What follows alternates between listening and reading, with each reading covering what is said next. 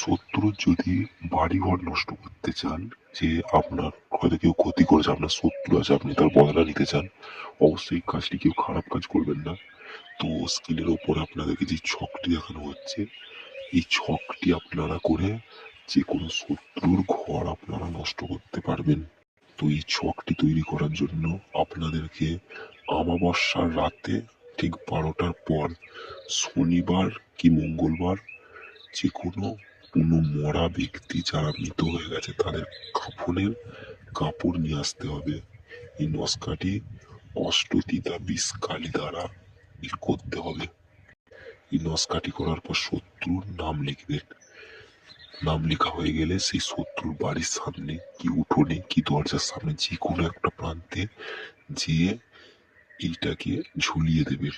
আর এইটাতে যদি চান যে আমি একজনকে মানে একটা বাড়িতেই 10জন আছে, আমি 10জনেরই ক্ষতি করবো, তো 10জনেরই নাম লিখবেন আর 10জনেরই মায়ের নাম লিখবেন, কাজ হয়ে যাবে।